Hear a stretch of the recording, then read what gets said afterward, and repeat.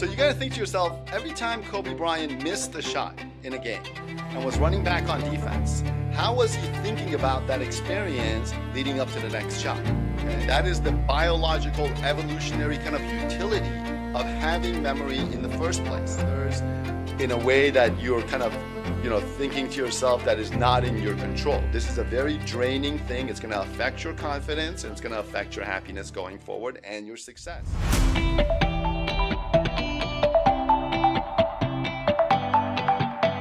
Hello and welcome to another episode of Good Problems to Have. I am your host, David Nima. I am an attorney and life coach and happiness coach.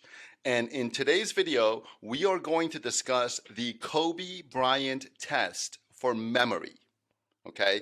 Now, this is a test that you can take for yourself to determine whether or not you're making the best use of your memory and your ability to remember the past. Okay, the purpose of this video is to help you stop dwelling on the past, stop litigating the past, and start leveraging the past as you remember it for a happier and healthier you now and into the future. In this video, we're going to discuss the evolution and biological reasons why humans have a memory and the ability to remember the past.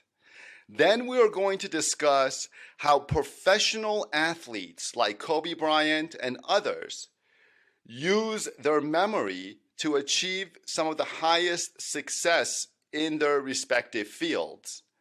And lastly, I'm going to give you some pragmatic tips on how you can adopt these techniques for yourself to gain a better, happier, and more beneficial perspective on your past and a new way of leveraging your memory going into the future.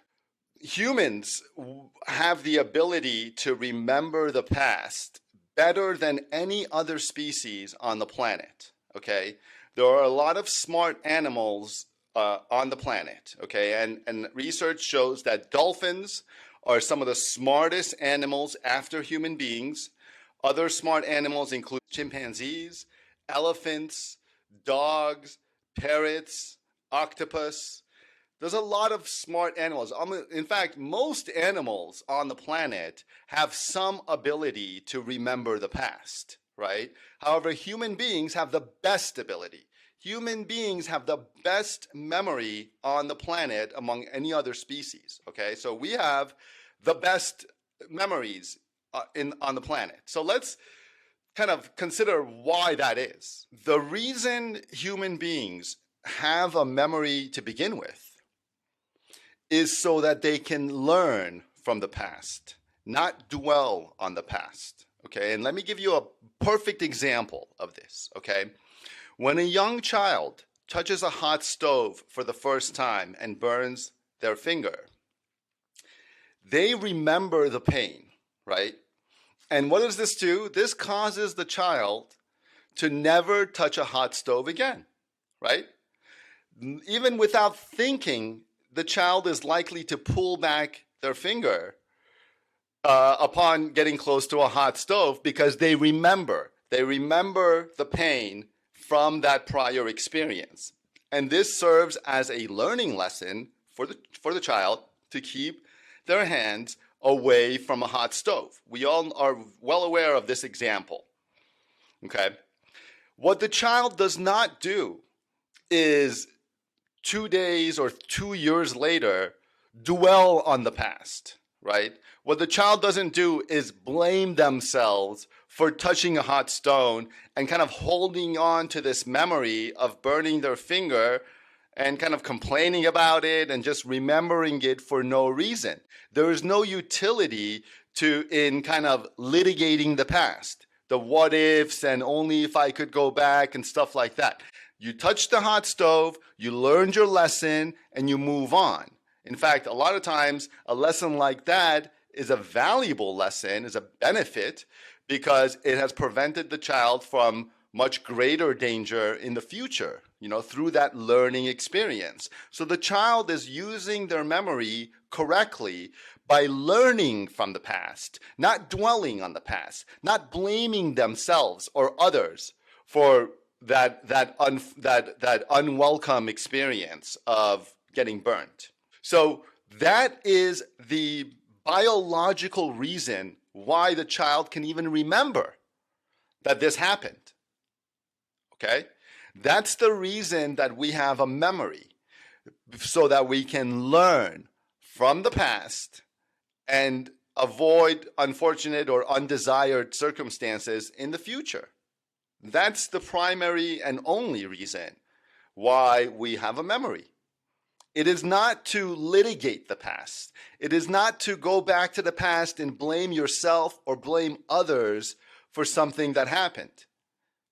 You got to learn from those experiences. Maybe you made a bad choice. Maybe somebody else made a bad choice. Either way, you've learned from that experience and you got to move on.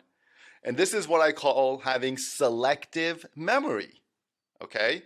You got to remember the past for the lessons learned and move on. Not remember the past as some kind of bad thing that happened to you, and now you're kind of carrying this with yourself for the rest of your life for the wrong reasons, right? Mostly just to kind of complain about it or to beat yourself up about it. See my chapter on happiness in the book Good Problems to Have, where I discuss avoiding negative self-talk. Okay, let me give you another example. For example, personal example for myself. Okay, let's say I'm on a date and everything is going well, but at the end of the date, I don't get a kiss goodnight, for example, or the date doesn't end up the way that I wanted it to. Okay, the next morning, I might be beating myself up, right? All morning, all day, I'm thinking to myself, oh my God, if I had only chosen a different restaurant, if I had only worn a different outfit, if I'd only said this instead of that, then, maybe I would have gotten a kiss goodnight. This negative self-talk has no utility. What you must do is first forgive yourself for any kind of mistakes that you made the night prior or whenever, and second, learn from it. If you think that having chosen a different restaurant or worn a different outfit or having acted in a different manner would have produced different results, go ahead and note that and try that out. But there's no utility in beating yourself up about, again, negative self-talk and blaming yourself or blaming your others or blaming the waiter, for example, in the restaurant example, the date example, for whatever happened. Okay, you got to learn and move on. And that is the biological, evolutionary kind of utility of having memory in the first place.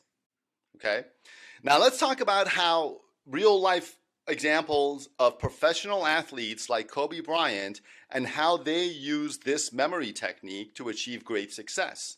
Okay, as you know, for example, athletes like Kobe Bryant, Michael Jordan, Tom Brady are at the top of their game when it comes to professional success in the sports world, right? And there's a lot of interesting stats about, at least, for example, in basketball, Michael Jordan and Kobe Bryant have missed some of the most shots in the NBA history. Okay? So not only are they, known as prolific scorers and winners of championships, but they have also missed the most shots taken in a game. So you got to think to yourself, every time Kobe Bryant missed a shot in a game and was running back on defense, how was he thinking about that experience leading up to the next shot? Okay? And I will bet you that he was not walking down back on defense thinking to yourself, oh my God, I can't believe this happened to me. I can't believe I missed another shot. I'm such a bad player. I can't believe, the referee didn't call a foul, so he's blaming the referee, for example. And there's a lot of other reasons or, reasons essentially that he can think to himself and kind of blame himself for missing that shot. But he doesn't do any of that, right? He has a very quick memory. He almost forgets that he missed that shot. He forgets that he missed the shot, except to have maybe picked up a cue or two, lesson or two, in terms of like maybe this new defender for tonight's game is playing a different technique on him.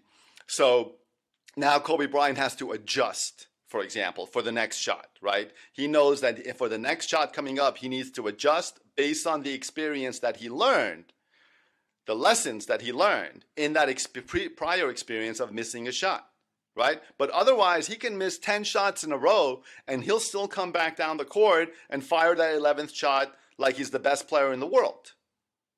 Okay? He has a very selective memory. Okay? He doesn't dwell on his missed shots and blame himself for it. He learns from the experience, from a missed shot, from a lost game, right? From a mistake that he may have made at the end of a game to, where that could have decided whether they win or lose the game, right? In fact, if you look at Kobe Bryant's career in terms of clutch shots at the end of the game, we all know about the famous air balls at the end of the playoff games in Utah around 1998, right? Where he airballed the final shot to be able to win the game, right? And then fast forward towards the end of his career, and he was known as one of the most clutch players in the game. And you can bet your bottom dollar that if you needed a basket to be made within a few seconds, Kobe Bryant was going to be able to deliver for you more chances than any other player in the game. Okay, so he completely turned that around in terms of end of game clutch performance. It wasn't because he went home and he started beating himself up over those mistakes that he made in Utah.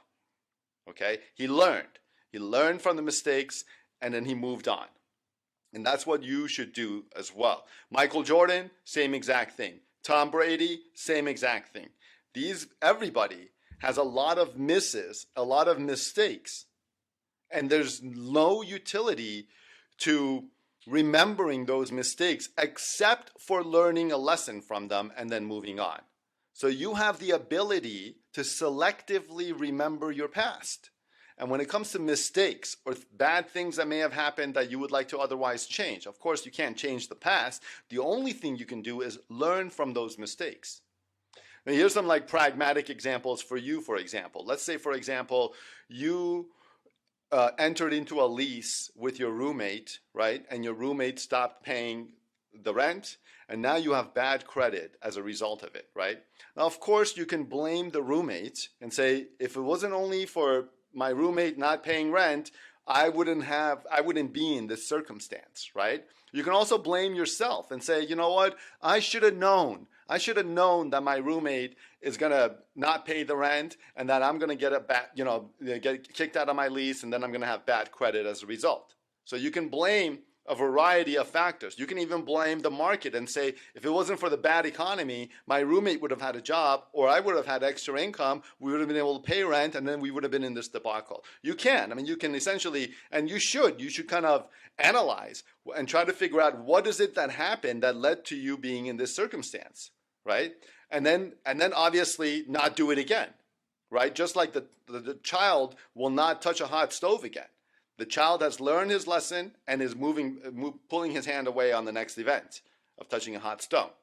So, same issue for you.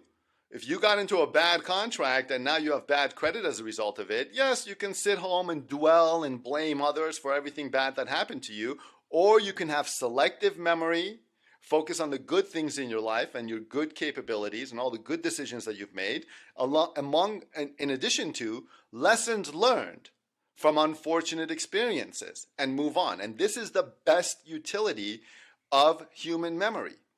And this applies in almost anything that happened to your life that you don't like, right? Let's say you have a boyfriend that cheated on you, right? And you can blame the boyfriend, you can blame the other woman, you can blame yourself, you can blame the hookup culture. There's a lot of reasons why infidelity happens in relationships, right? But if you're just unhappy with that circumstance, think about it. Think about all those things that you can quote unquote blame or reasons why it happened. Try to think about what you could do differently next time to avoid that happening to you. That's called learning a lesson, and move on. That is the utility of memory. And that's how professional athletes like Kobe Bryant, Michael Jordan, and Tom Brady have been able to overcome all those missed shots and all those missed passes to get to the top of their game.